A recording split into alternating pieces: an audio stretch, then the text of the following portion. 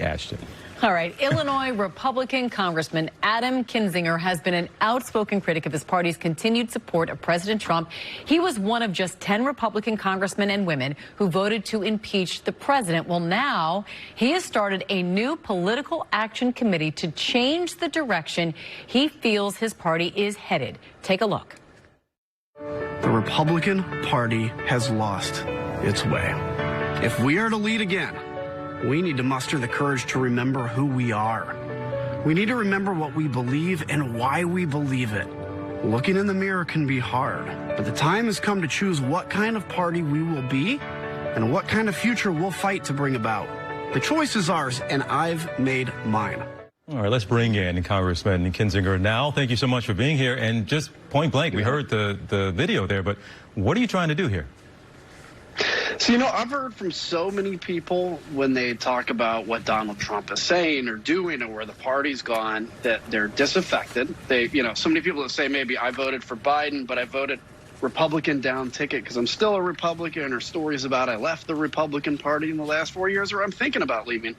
And I just realized people really had no place to go for that. And so this movement, this countryfirst.com with the one, by the way, is really about getting people together to say, look, if you have an optimistic view of your country, you don't think in dark division and conspiracies and lies, and you actually think back to the Republican Party that inspires, this is the place for you. And so this is going to grow and kind of morph as time goes on. But I just realized so many people had no place to go. And I wanted to just say in that 6-minute video the truth of where we've been and what's happened to our party. Congressman, I'm curious what the response has been since starting this political action committee. We know how this country elects and re-elects officials, and it's a dangerous game to go against your base, or at least those people who show up to the primaries. What have you heard back from constituents and fellow Republicans?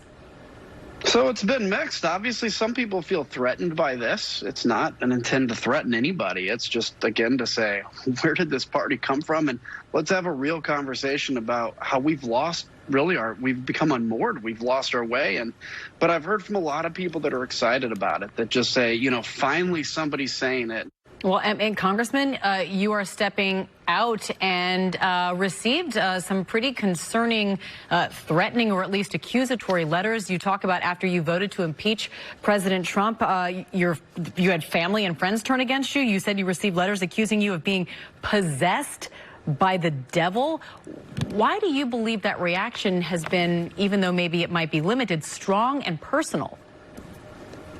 Because, again, there are people that have conflated politics and conservative policies with God and religion. Like, there are things that, maybe my spirituality come into play in my political view, but I also realize that my faith in God is different than my job necessarily as a member of Congress. But a lot of people have conflated those. So when all of a sudden they think, and through these Q conspiracies and stuff, they've been told that Donald Trump is basically, in essence, assistant Jesus.